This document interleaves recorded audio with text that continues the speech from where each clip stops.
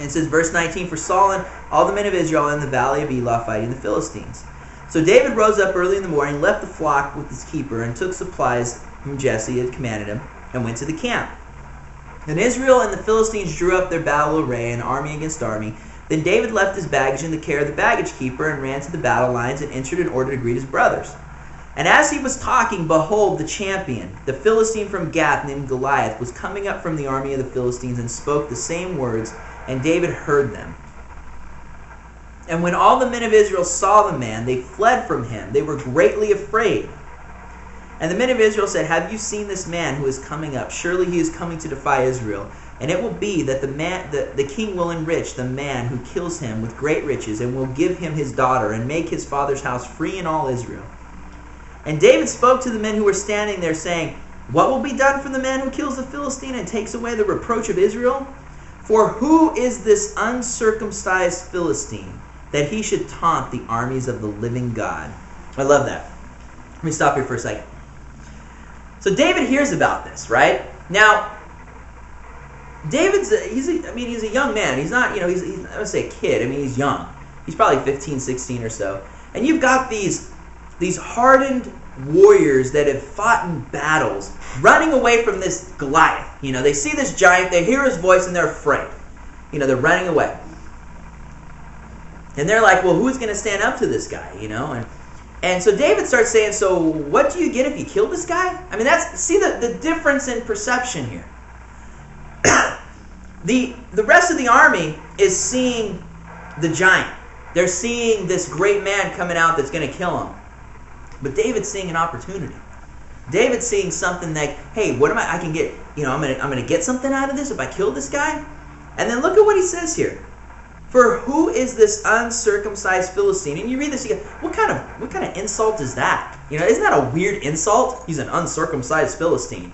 Well, yeah, if you didn't believe the covenant, and you didn't understand the covenant, and you guys didn't understand the things I've been talking about for the last few weeks, you'd probably just read over that as saying, oh, wow, I guess that was a weird insult back in the day. No, what's he saying? What is he saying by calling Goliath an uncircumcised Philistine? Who is this man that would taunt the armies of the living God? What is he saying? He is a man without a covenant. That's exactly what he's saying here. He's saying, who is this guy? He doesn't have a covenant. What was the sign of the covenant that God had told Abraham from the very beginning? It's circumcision. You will circumcise your children. That will be the sign of the covenant. I will promise to do all of these things. Remember, I read Deuteronomy 28. All of these promises. Your enemies who rise up against you, they will flee from you in 7 directions. That you're going to be blessed. That when these enemies come at you, you're going to defeat them. All of these different promises. Because why? Because they were part of the children of Abraham. They were heirs according to the promise. They were part of that promise that God had made. The covenant that he cut with Abraham. And their promise, the sign of that covenant, was that circumcision. And when they saw that the Philistines were coming out, these people without a covenant from God. There were men without covenant.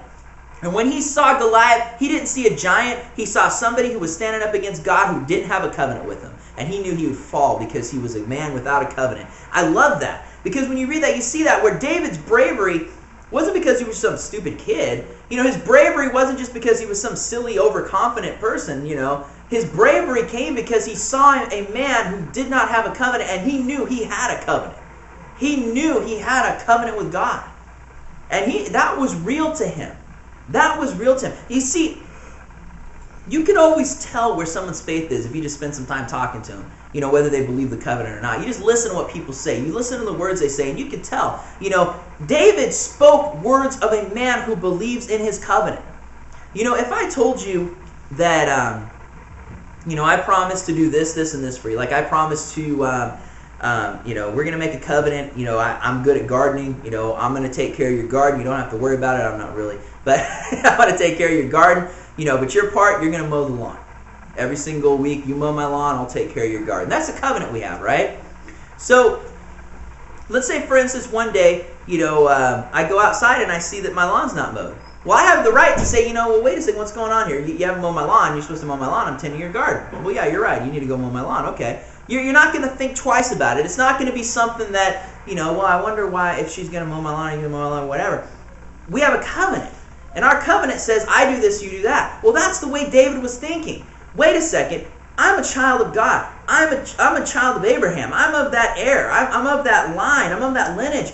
I'm a man, part of this covenant. God, you put blood on this thing, promising that you would take care of my enemies. There's a big fat enemy standing right there in the middle of the valley that I need to kill because you promised to take care of him.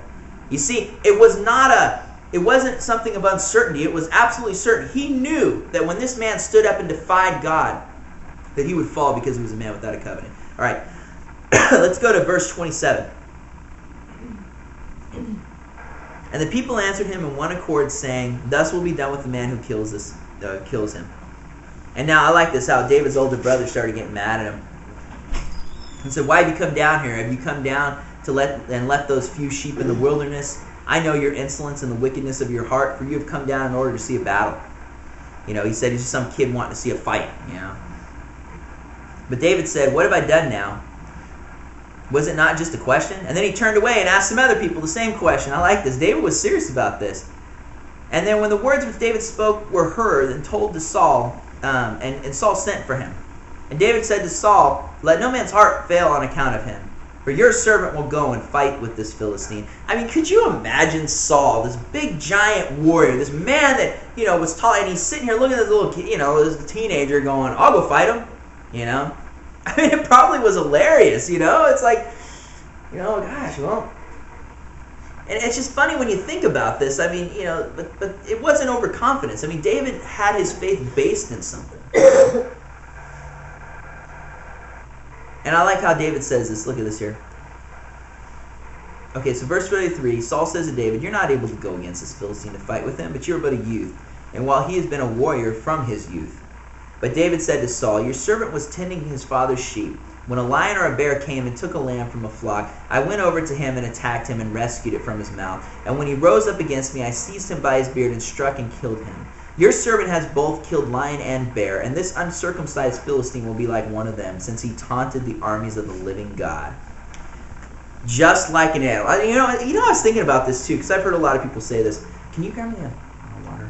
Sorry, I'm preaching too loud. I need some water. I forgot to grab it. Something I was thinking about here I thought was interesting. Your perception here.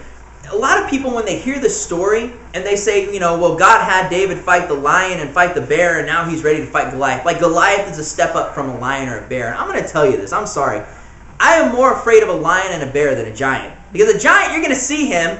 A lion and a bear can sneak up on you. You're not ready for it. I think really what David was getting at here is that, it wasn't that God led him up to be able to fight. What he's saying is, look, I fought something more ferocious than this giant. Come on, out of all the things that you think about fighting a lion, and look at what he does to the lion. It says he grabbed him by the beard and beat him. I mean, the word you read here, it says that he took him by the beard, and it says he struck him. That word in Hebrew, it literally means to, like, beat to death, like with his bare hands. He beat a lion to death with his bare hands. A lion who was probably hungry. That's why he was trying to take one of his sheep. And he beat a bear to death with his bare hands. I'm sorry, I would say that that's probably a lot more than beating a giant. So what he's saying here is that God is no respecter of who it is that is standing against me. Your perception. That giant to you is some big thing, but hey, I killed a bear and a lion. That's pretty amazing. The giant, it's nothing then. See, because God's covenant isn't based upon what you're standing against. I want you to understand this. This is really important. This is the whole moral of this story. God's covenant is not based upon what you're standing against. If it's, the doctor says, oh, you have this uncurable cancer, you're going to die. Well, guess what? God's covenant's bigger than that. Oh, you're not going to be able to pay your bills because you have no money. God's covenant's bigger than that.